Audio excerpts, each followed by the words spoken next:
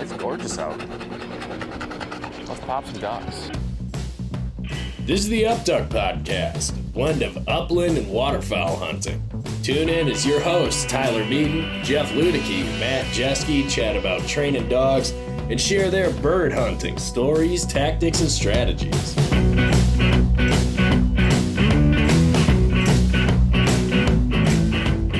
Ba-ding. So Matt, have you stayed at the Park Hotel? That's the question. No, I'm pretty sure that's where our friend's brother works, though. Right down the street. Her brother lives down there. the street. Amazing.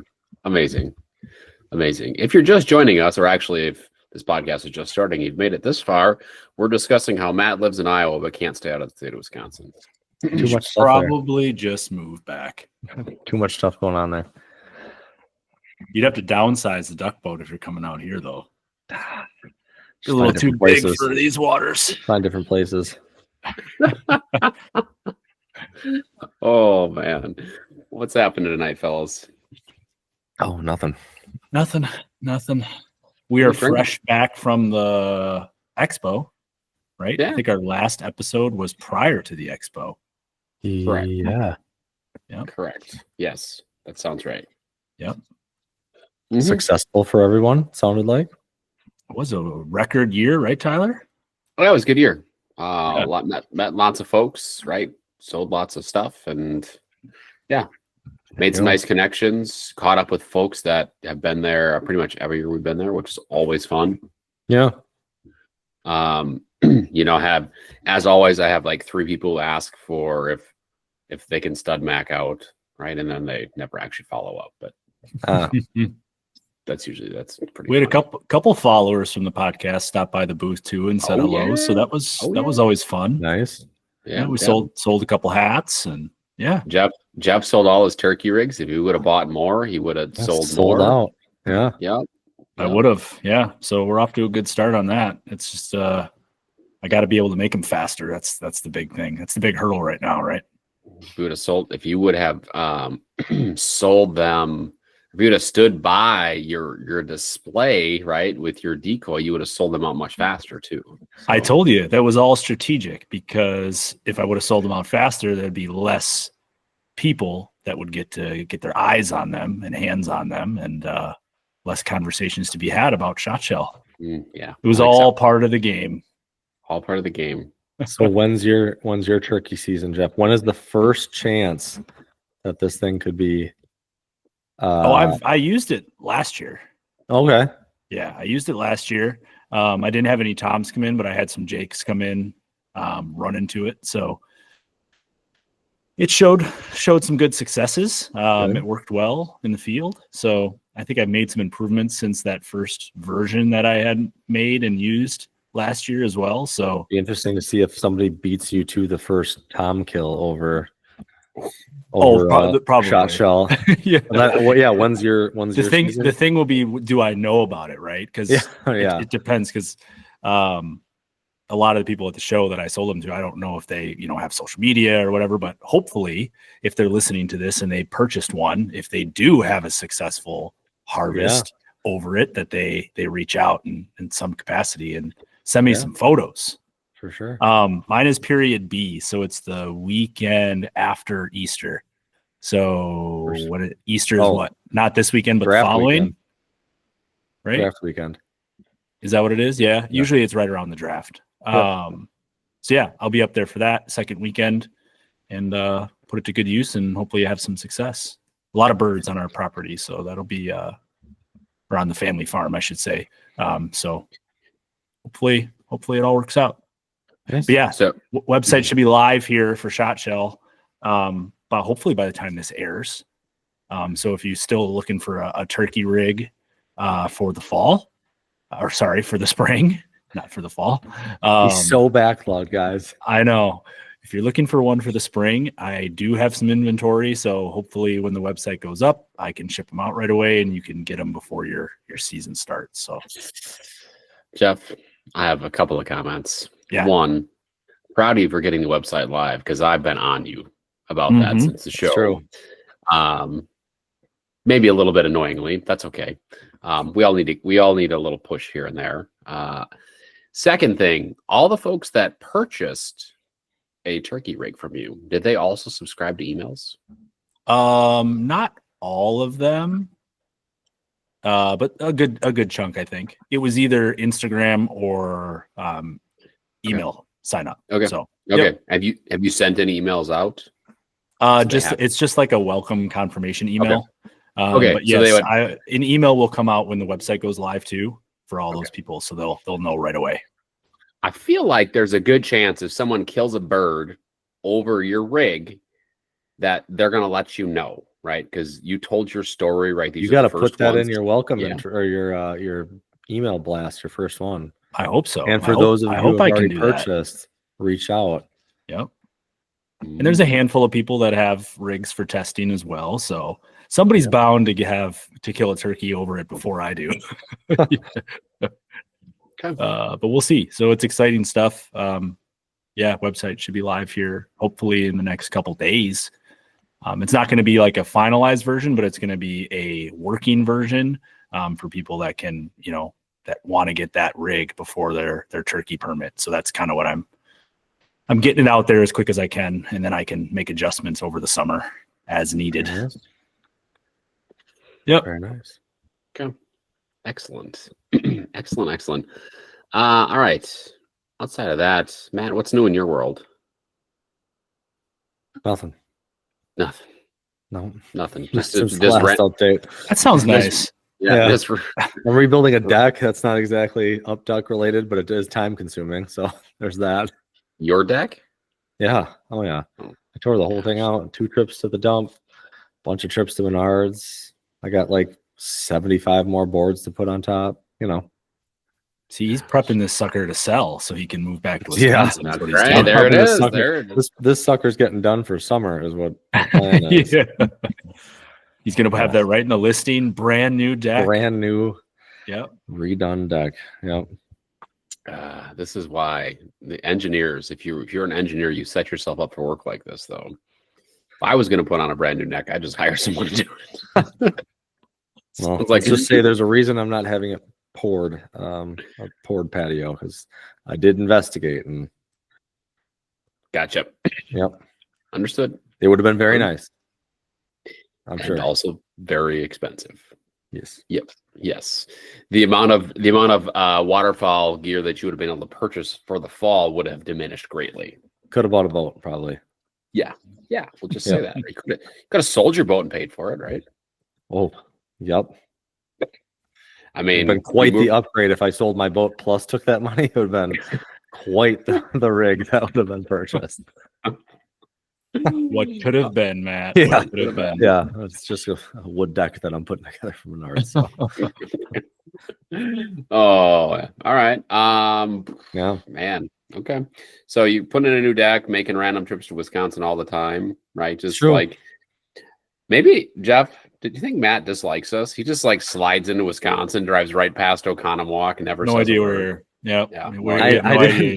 I don't make it that far. Like my cutoff is Madison, because if I ever go that way, and I'm sure we'll talk about it for Easter weekend, it's like there's hats to be exchanged. There's a mini duck call that'll be involved. Like I have to pass through Ocon back that way, but I can't do it on my way to Wisconsin for Easter because I actually have a winger to sell to somebody near McGuanago for Key City, and I'm the only one going that direction. So there's some regional some wheeling and dealing that I gotta make my way through the state for. All right. We'll probably have another pickup truck work parking lot exchange. There'll be like is always been the case lately. For that. Yes, that's awesome. Yeah, that's great. Yeah, and then this weekend I'll be in Wisconsin again, playing my okayest fisherman, going up to Green Bay for walleye fishing. So sweet. Yeah, originally going to do it over the last weekend in April, and then we found out it was draft weekend, and we are not going to Green Bay. During draft weekend. Yeah, because we couldn't find a spot that was too. Even remotely affordable. Yeah, it's supposed to be in the 60s this weekend. Maybe by you. Last I checked, and it was like 29 Friday night. It's gonna be cold in Green Bay. Yeah. Oh, really? Saturday morning. Yeah. Yeah. I think I saw it in the 60s or something, but yeah. Yeah, I did No, too. I think it'll be all right during the day, but the morning will be relatively. Yeah. Nice. Mm-hmm. All right. What are we talking about, Tyler? We What's the are topic? talking about well, we're extrapolating on a post that you put out, Jeff. Let's say we need the Right. results of that as well. I got We the do need- results. I got them all Okay. written down. Let's frame this. So LeBron James, love him or hate him if you're a basketball fan, was on the Pat McAfee show.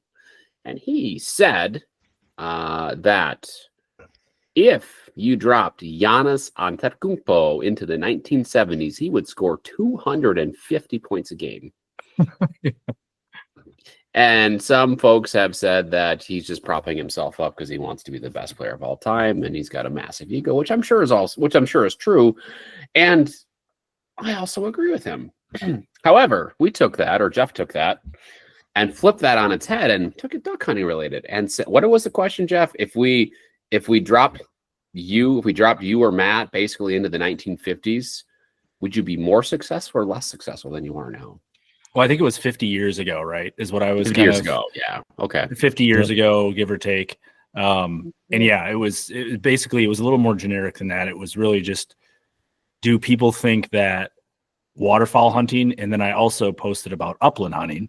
Do we think it's harder or is it easier than it was, say 50 years ago? So say in the 70s, like you had mentioned, Tyler, or yeah. So got some interesting results. I guess I'm not shocked at them. But overall, we can run through the numbers, but overall, both upland and waterfowl, the large majority of people agreed that it is harder than it was 50 years ago. And then I post all the different reasons why. So we can go through the percentages if you want.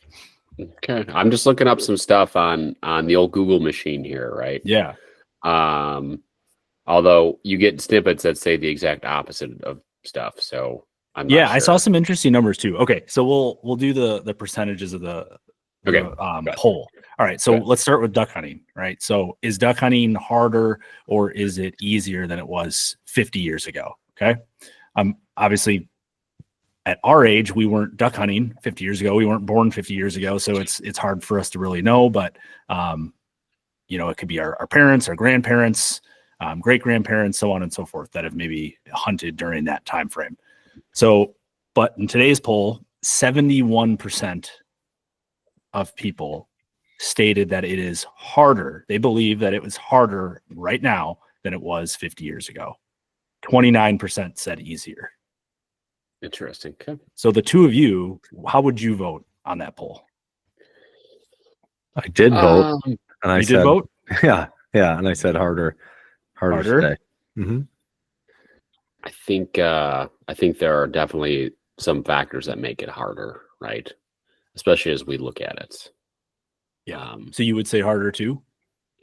Well, I would suck either way. It didn't matter if you put me in 1970 or not. I'm probably not going to kill any more ducks. So, I would say harder, but keep going. I mean, my initial thought was harder. That's how I voted, right? Or would vote is harder. I think I would vote harder as well. I guess I don't know, given an opportunity at ducks, like in a perfect world, I mean, could you say that it's,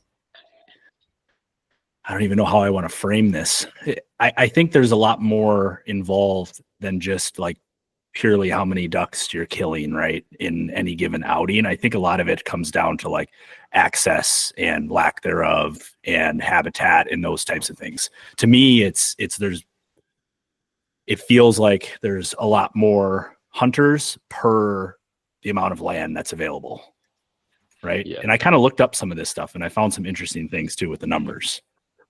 Before you give those numbers, I would agree. I think access, right, and privatization of habitat, right, and then like folks locking up places, like that's like the biggest thing. My opinion, that's the biggest thing that makes it harder. Like say there's ducks working your decoys. Yes. Do we have less success now than they did in the 70s and 60s? I don't think so. But getting the opportunity to have ducks work your decoys, I think, is harder to come by, right? I think without that's guys, the big thing. Yeah. But without if guys you have 50 yards away, just like blasting, right, if you have a dozen yeah. ducks circling your spread, I can't tell you that it's harder or easier than it was back then to finish those ducks and kill those ducks. Yeah. But having, I feel like there was probably more instances of those opportunities occurring back then, which one could say that means it's harder today. Yeah. Is that fair? So the next one I pulled reasons why, right? So I wanted to know, okay, for all the people that said it was harder, that was the large majority, 71%. Why do they think it's harder? And we had a number of people message us back saying, I can't just pick one. I should have put like an all of the above, or if you could have did one of those, it says check all that apply. One of those types of situations that probably would have been a little bit more effective, but I made people choose one, or Instagram made me have people choose one. So the reasons that I had put in there, and these were just what came to mind, access, right? Is access part of the reason why it's harder, or lack thereof? Habitat loss. That's one we've talked about quite a few times already. More pressure, right? Which some could say access, less access means more pressure. If you have same amount of hunters, right? Naturally, that's going to occur. So those kind of go hand in hand with one another. And less birds. Okay, so here's the results. Access, 39%, right? Habitat loss, 13%. Okay. Now, this is the one we said kind of goes hand in hand, the access and the more pressure, right? If you have less access, you have more pressure naturally. That one was also 39%. And then less birds was 9%.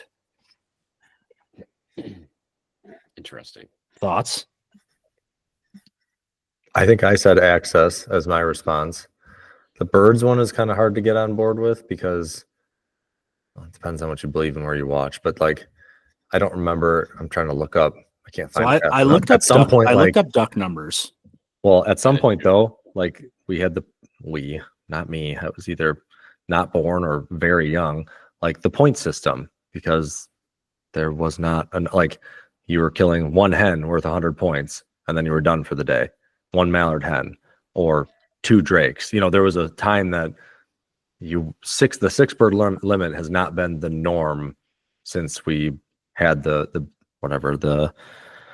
we stopped the market hunting basically and had the bird treaties and everything signed. So it hasn't always been, you haven't always had access to 6, right? Mm-hmm. But I still think my answer is easier because of access. So wherever those dates fall, my answer is still easier to get those birds, but maybe you couldn't be as fruitful depending on where that time frame is. Right. So we talked about what access and more pressure, right? And you mentioned the amount of hunters, and some people, I don't know if people think that the number of hunters has went up since the 60s and 70s, or the number of hunters has went down since the 60s and 70s, but I have that data as well. Did you put a delta for that data? Google AI. Google AI. So this is Google AI, everyone. But yep. It says in 1962, I think that was kind of like the first year that they really started to like diving into this type of data. So in 1962, it says there was 900,000 waterfowl hunting licenses sold in the United States. 900,000, right? In the 1970s, that number jumped to around 2 million. So went significantly higher in the 70s. And I think a lot of people have probably read that the 70s was just like no other time in terms of duck numbers and how many were harvested and so on and so forth. Then in the 2019 to 2020, it was dropped down from the 70s, 989,000. Today, it is very similar to 1962, and it's about 913,000. So there was a big jump in the 70s, but then everything kind of went back and kind of normalized again. So one could probably say that the 60s and now, same amount of duck hunters, right? The difference is pretty negligible, 13,000. Yeah. Yep. So you had the same amount, right? But like you said, there's a lot less access, right? I wish I had numbers for that. I don't. I feel like people per acre of huntable, like private and public, Right. and both of those numbers are probably statistically lower. So your hunters per acre compared to 1962 is like whatever percentage higher. Yeah, I gotta imagine By, it's significantly higher, right? Yeah. So that's where your access comes in, right? And that's where your more pressure comes in because you have less land, perceived or the not, same amount of people. Yes. Right. So it feels like there's more people. There's not more waterfowl hunters, but it feels that way, right? Yep. It feels that way because we're all packed into a smaller area. Correct. Mm-hmm. Correct. I think that's the big key. I mean, Delta, I found an article on Delta. This is why I brought this up where I asked where you got the numbers, right? There's a snippet from an article that they have. I don't know what the year is on this article, but it had to be from the last couple of years. But it was according to the 2022 U.S. State of the Birds report, overall dabbling and diving duck populations have increased 34% since 1970. Yeah. So I'm looking at, let's see here. Yeah. 1970. Actually, so this, according to, and this is on Fish and Game's website. Okay. In the 70s, so it hit a low in 1962, like we talked about. That was like the lowest point. It looks like there was maybe around like 24, 25 million is what the estimate is there. Yep. Today, it looks like we're just over 30 million, maybe 32 to 34 million ducks.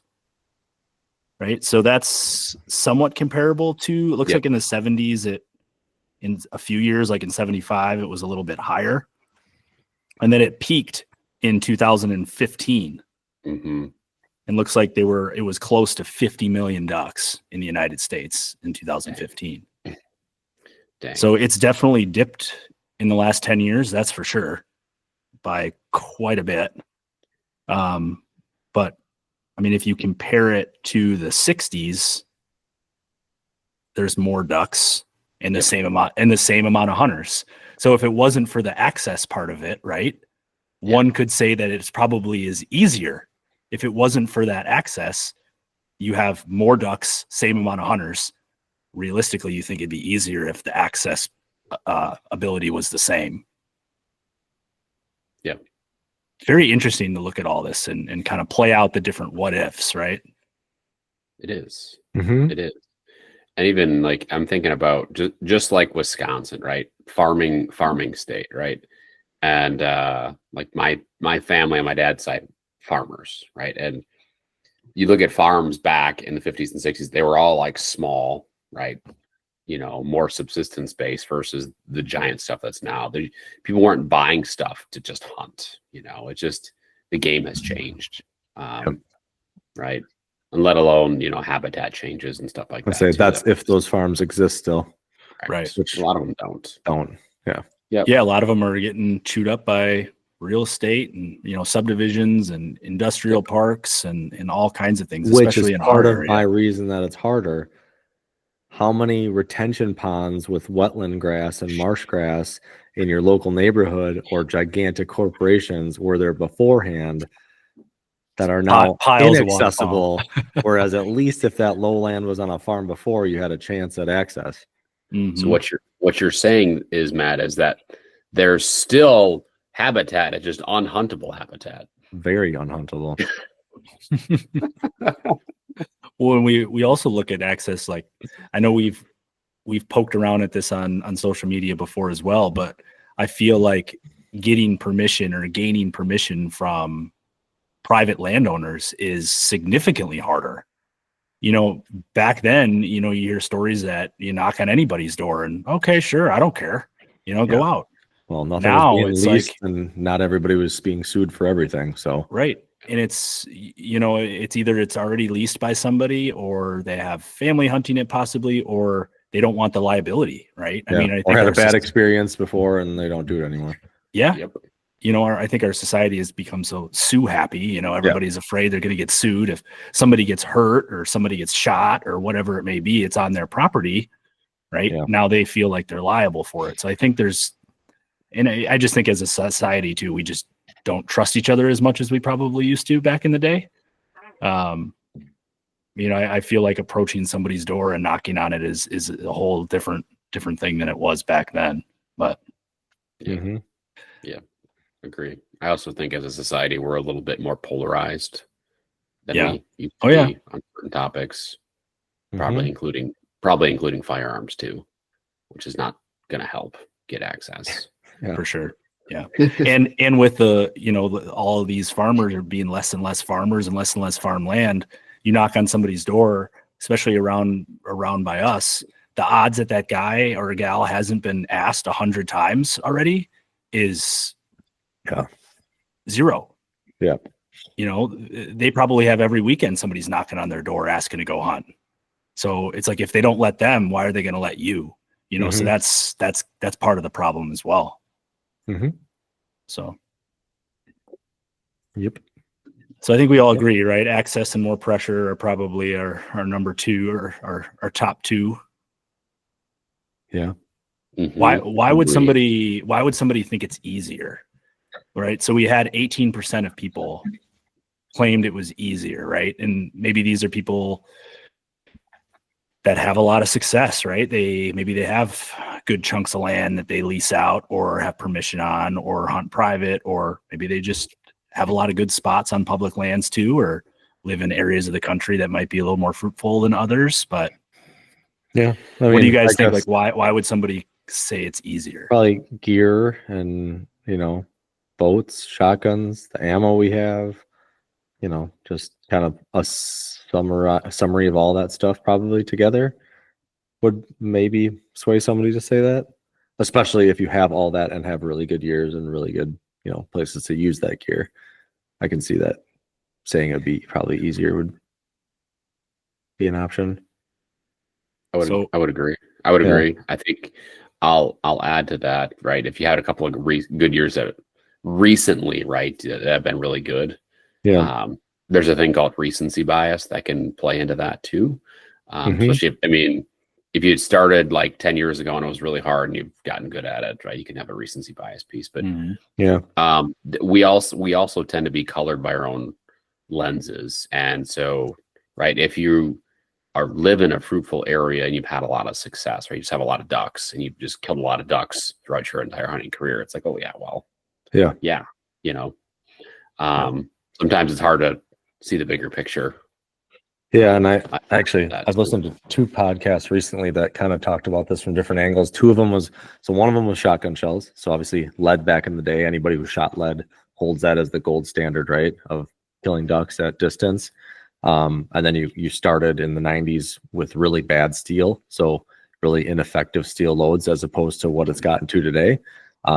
So this person has tested, I think he said he's fired 12 to 14,000 rounds of ammunition through different shotguns and chokes and like analyzed all of it, especially steel, bismuth, and tungsten, or TSS, I guess. And just showing he has a theory, and because we don't have a lot of the old lead shells to compare, that a lot of it is kind of those, like if you were there, maybe it felt really good at the time and maybe just haven't had good access or things since then. But like statistically and scientifically, like some of these loads hit harder than lead, they hold a pattern better, like your shotguns are better. So maybe it just is like your memory thinking it was really good back pre-90, whatever year that was. And you just had bad experiences with steel and you don't spend the money on those shells now. So you don't really look at it the same way. So that's one thing. And then another one I listened to was talking about, they always say the good old days, right? Like that's where all the ducks were. You see all these black and white photos and stuff. But then it kind of talked about how they only took those pictures, right? Like you didn't have a camera like on your phone. So it was like a big deal to get like this group of people, whether they shot all those birds in one day or shot them over the weekend, and then got the photographer to come in and gather your family around and whatever and take the picture.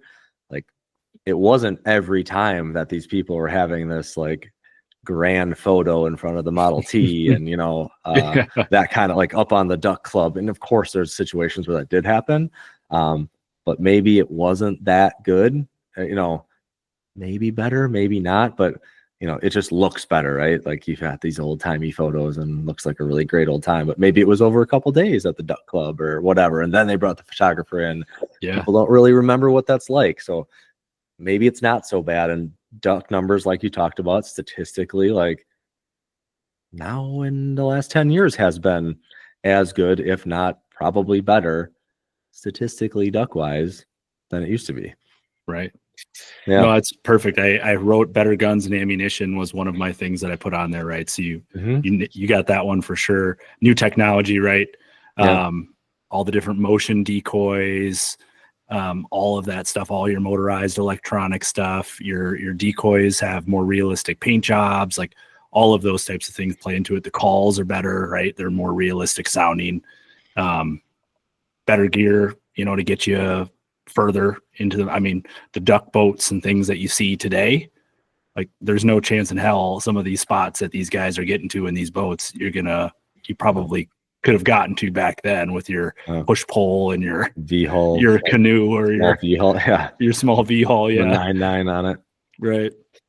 I put Onyx as another reason, right, why somebody could maybe consider it easier, right? I think even though there is less access, it's more at our fingertips. So I think like e-scouting and things like that didn't exist back then, right? It was boots on the ground. Like you got to go see it in person, where now I think we have that big advantage to us where we can just hop on Onyx or any of those apps and get satellite imagery and those types of things and put pins down and all that good stuff. So the other one I put too, public knowledge, through social media. I think there's a lot more of that can kind of curb that learning curve a little bit, right? I think people have access to more information now on how to be successful. Maybe somebody could consider that as why it's potentially easier. We don't know what those people had to go through to teach themselves how to duck on. We didn't live in that day and age, but now you can go on YouTube and do a bunch of Google AI and tell you how to blow a duck call, and how to set decoy spreads and things like that. So that's what I had. The other thing that I had one more, and I wanted to ask you guys this specifically, since you're lab owners, you both have duck dogs. Do you think that dogs, and I don't know if this plays into somebody's factor as to whether or not something's easier or harder, but do you think duck dogs today are more talented than duck dogs were back then? Matt? So my gut feel is no. I think maybe the handling and techniques, how you got there, are different. But man, you can't tell me that their eyes have changed and that their nose have changed enough that you couldn't have a dog sitting on the front of your boat in 1970 doing a similar job and watching birds fall. Now, would your average guy be handling, and running hunt tests and stuff? No.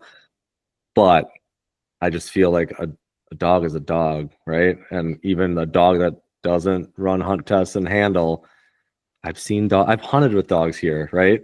Just your average guy that gets it in the area and hunts it up still does the job. And I think a lot of those people, that's probably what they had back then. I'll bet you more people have dogs now though, like, and access to it and, training available. I don't think not any of them. I think a much smaller portion of them was professionally trained. But I bet you a lot of them got the job done, even though they were just the farm dog or, whatever the situation may be. That'd be an interesting statistic. Yeah. In terms of like duck dog numbers, like what percentage of waterfowl hunters own a duck dog? I'd love to see that. That'd be fascinating to see. Yeah. Yeah. Is it more like, do people think it's more of a necessity now to have a duck dog, or is it just more, it's cool, right? It's maybe there's more of a cool factor to it than there was back then. I don't know. Yeah. It makes it more enjoyable. Yeah. That's for sure. I think probably regardless of what era you're in, that was probably the case, right? Yeah. I don't know. I mean, talent is hard to say, right? I think top end duck dogs are better now than they were in 1970. Training is better, technology is better, and it just allows folks like me to train a dog to run blind retrieves. If you drop me into 1970, I wouldn't. I mean, just look at I just have to look back at the dog we owned growing up when I was like 12, right? That dog didn't retrieve. It was a purebred lab. Pheasant hunting son of a gun, but would not pick up a bird, right? If I went back now, I bet I could force fetch that dog and you pick up a bird, right? Knowledge, technology, like all that stuff. Mm-hmm. I think that applies, I think that would apply to, comparing duck dogs now versus 1970. Just different eras and different accesses, different access to information, different technology leads to being able to do some things that you just couldn't. Mm-hmm. And I mean, do we think like nutrition and training programs have probably advanced too? Like, you talk about Giannis, right? And that you could put him in the 50s and he would score 250 points just because he's taller, he's stronger, he's bigger, he's faster, he can jump higher. Like his physical abilities as a human being are better than the average basketball player back then. Do we think the dogs are physically better than they were back then? Like regardless of the training, do you think we have bigger, faster, stronger dogs? Like Matt, you said in terms of their noses and that kind of stuff, maybe that's the same, but are dogs faster and stronger than they were back then? Can they swim better? Is there some evolution that's going on? I don't know. Why was the average basketball player, back then significantly shorter height-wise than the average basketball player is today? It's a very good question, right? I mean, there's nutrition and training probably, right? Yes. So I recently had a conversation with a current AAU coach. He coaches 15, 16, 17-year-olds. And he's in his 30s. And he played a lot of high school basketball back in the day. Right. Same time we did. He's like, kids nowadays are just so much more advanced. They're just fundamentally, they're just better at a younger age. And that leads to just, different things. And I think, that plays into it too. So, there's a lot of different factors that go into that. Yeah. All that. Could you say the same for dogs? Maybe. Specifically, hunting dogs, gun dogs, duck dogs. I think the thing with dogs is in 50 years, that's a lot of generations of dogs. How has the breed itself evolved in 50 years, 60 years? That's a question I don't even know. Well, in breeding programs, right? They're weaning out these bad puppies or these bad dogs to get these lineages that are just in their minds, perfection, right? So there's just that much more time that occurred where they could weed out all of these, bad dogs, essentially, if you want to call them that, to create this perfect line. Yeah. So that's a good point though. So the Labrador Retriever was recognized by a breed of the AKC in 1917. So we're about equal from the time that the lab was recognized by the AKC in the US to now from 1970. I don't know if I can say that labs are necessarily healthier, on an average. There's more labs now, but man, you're only 50 years removed from when you picture the first AKC labs, they're healthy looking dogs, really good, that UK style, really clean, really cut. They weren't couch potato dogs, at least those first ones. Now, did you know enough about nutrition and, were most of these dogs worked all year? Definitely not. They probably just sat in the backyard until it was October and then, worked a couple times a week until December and then packed her in until I don't think most people were even fun bumpers or, even maybe throwing a tennis ball or going for a walk. So I don't know if they're healthy or not. It's hard because you're focused on the working dog, maybe. Yeah. Not as a breed, but I think the working dog, maybe. It's hard to say, honestly. So I don't think even your average guy working dog was as active as your average working dog today. It's really interesting to think about. And also I'll give so a guy that I'm starting to train with this year, all right, he's a listener to the show. His name is John. He has a dog from the Blast Wing Shooting Kennels right up in central Wisconsin, Mike Fawn, right? Mike has a specific breeding program that he's really implemented over the last 15 years. He's got a dog out of his line. It's 18 months old, right? Mike, the way that what Mike is looking for in a dog is for them to be super fast, super athletic, super smart. He runs the BDC Upland speed tournament type stuff. These dogs got to train. You got to change direction fast. They got to be high powered.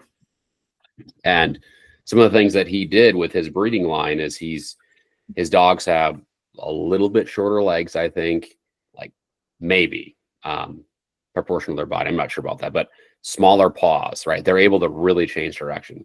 This dog is like 70 pounds, like 18 months old, right? It is, I mean, cut. And he is so freaking fast. It is insane. And you can see like the way that Mike is breeding these dogs, like what they're for. The way this dog changes directions is crazy. It changes directions like most 50-pound females that are just super quick, like you see them in the upland field, whatever. Like just it's wild how fast this dog is, and it's breeding, right? And it's like to see how quickly he was able to do that and breed for that is pretty amazing. It makes me then that's what makes me think about, and I just saw it this morning, so it makes me think about like what were the dogs in the 70s, like how were the duck dogs bred back then? Was it more UKC or like call them British, type builds? When did we diversify so we have like 18 different breeds within the breed? Where you have the bench lines that are like 100-pound sack of potatoes, versus dogs that are the field trial dogs that have longer noses, right, floppier ears, right, really athletic builds and run 400 yards to pick up a mark, and then your more traditional blocky. Like there's so many different variations of it almost. It's pretty interesting. So now, when did a lot of like the competitive stuff start, Tyler and Matt? Like your HRC test, or you mentioned the BDC you mentioned too, right? Like when did those competitions start? Like what era did those become popular? Do you know? I think the HRC started in the 80s, didn't it? Yeah, AKC was probably about the same. Right, field trials have been around forever. I was going to say field trials, like some of the original like field trial lines go back to the 60s and 70s, kind of the same era. Yes, they were doing it before, but it got super popular with like average people, or there was more amateurs handling in the 60s and 70s. But the original, what year was the dog? What's his name? Buck.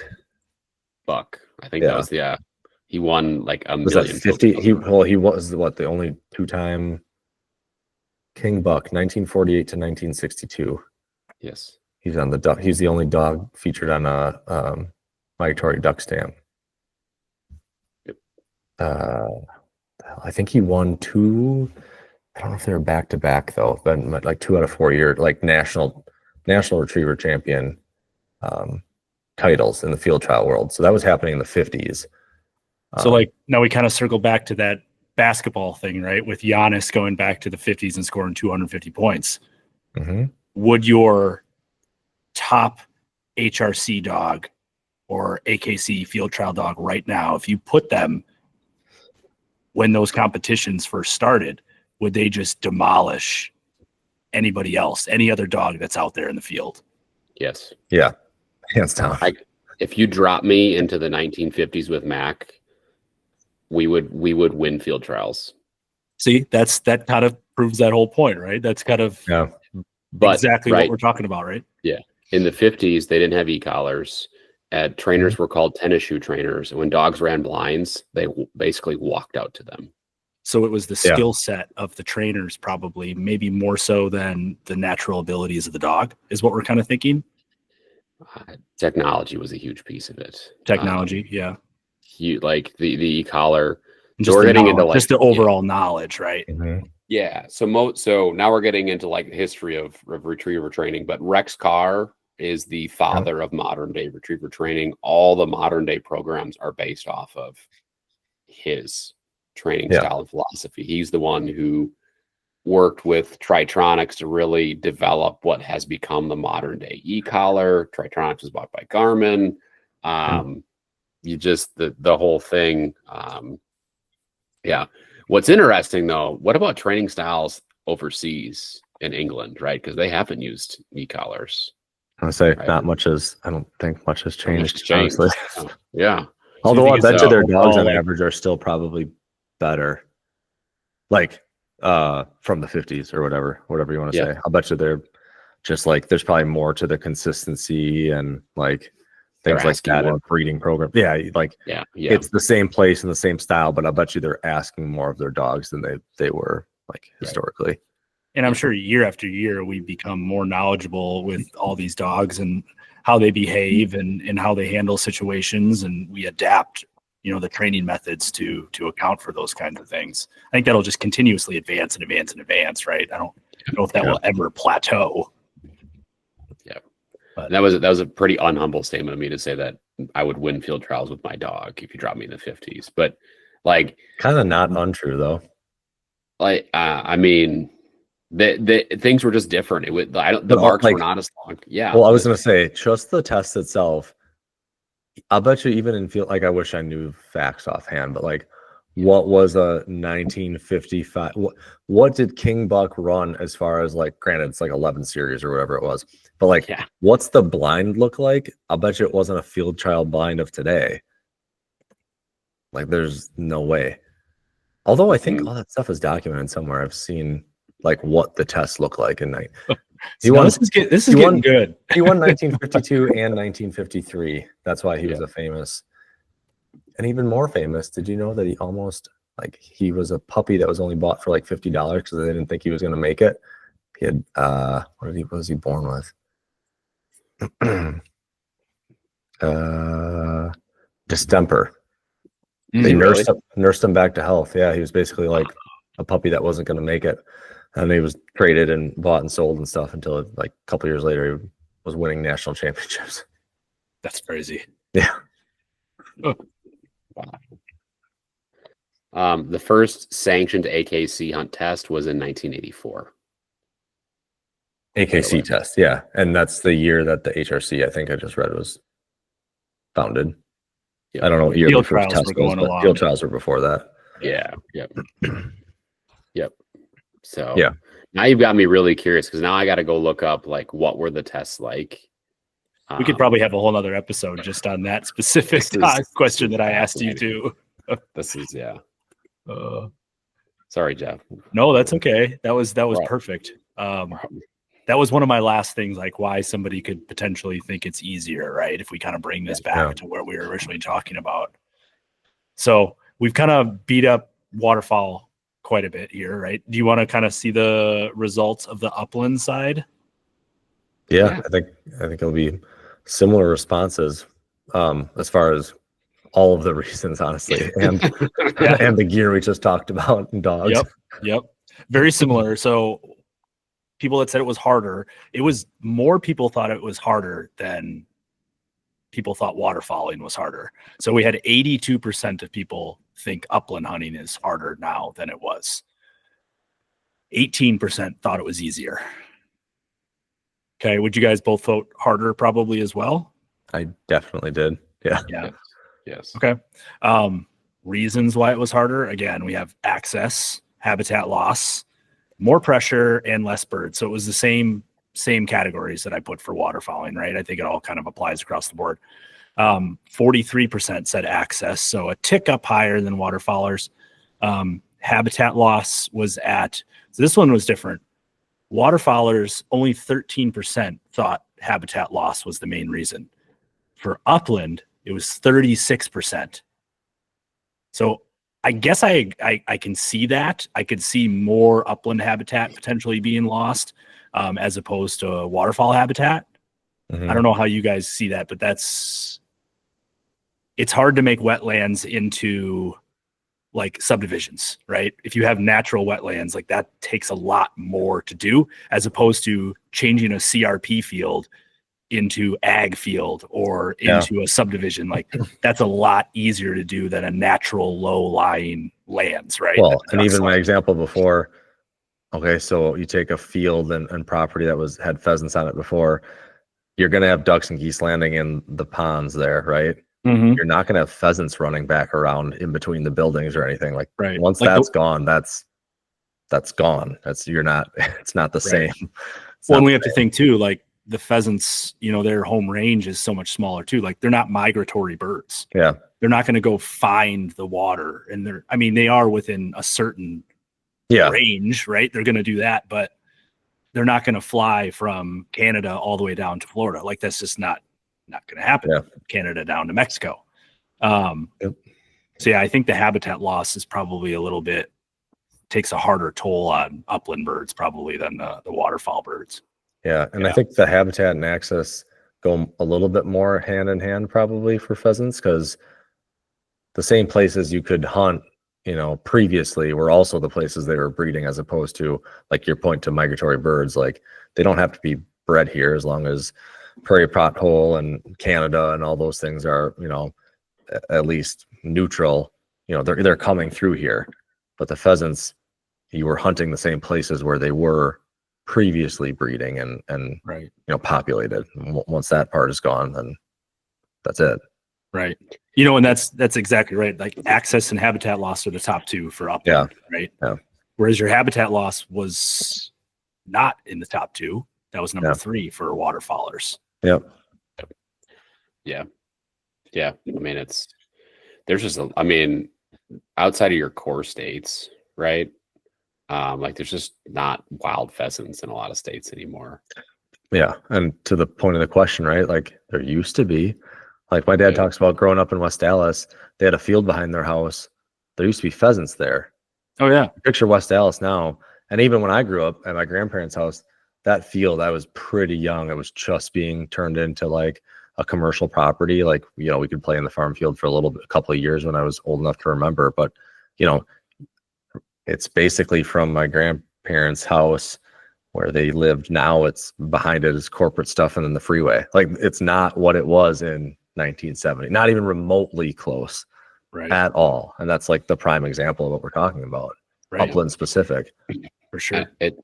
I think too, if you take it even down to the more of the micro level too, the farming practices have changed immensely.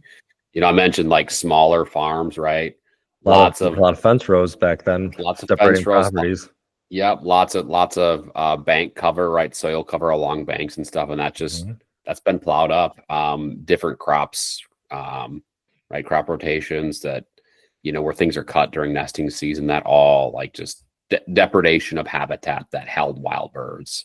Yeah.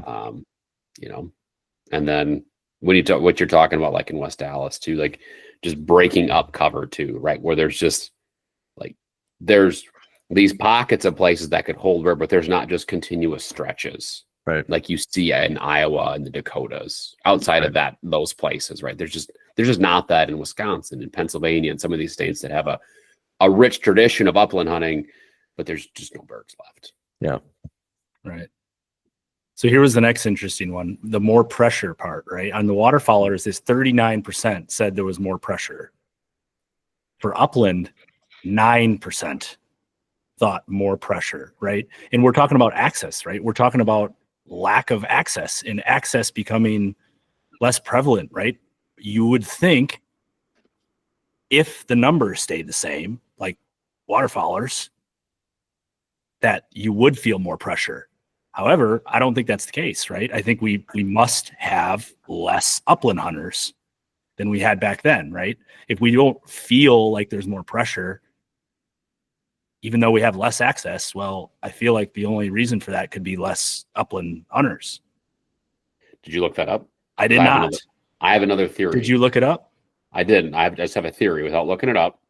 Right. My theory is the growth of hunt clubs can, right? You can still get your upland fix on without actually trying to battle folks on public land.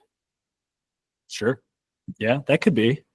All right. So this says AI, Google AI here. Looks like it came from a Pheasants Forever article. Says it doesn't go as far back, but it does say that upland hunter numbers have declined significantly. Whereas we saw with waterfowling, it was pretty much the same from the 60s to now, right? This one doesn't go as far back, but in 1996, they had 6.9 million upland hunters estimated. In 2016, so 10 years later, they only had 3.5 million. So a significant drop off. And they said that trend continues. Says that trend continues with a doesn't say what we have right now, but looks like there's a larger drop off, probably more so than waterfowling. Yeah. Yeah, I can see that. So yeah, I mean, it kind of all makes sense, right? Why people are thinking these things. I mean, as we talk through it, it all kind of stacks up. Yeah. Yeah, it does. I mean, I grew up hunting wild pheasants in Wisconsin, in southwestern Wisconsin. I bet none of those populations exist anymore. Oh no, definitely not. There's a chance some exist in just west of Madison still. That's still fairly ag heavy, and they have the like the soil banks that are the crop breaks, like all that stuff. Still, those ditch lines really built into the farms that are there. But it's also getting developed though too. Yeah. So, how long? But yeah, it's definitely changed. Sucks. The only other one that I didn't mention, less birds, we had 12% with saying less birds. Oh.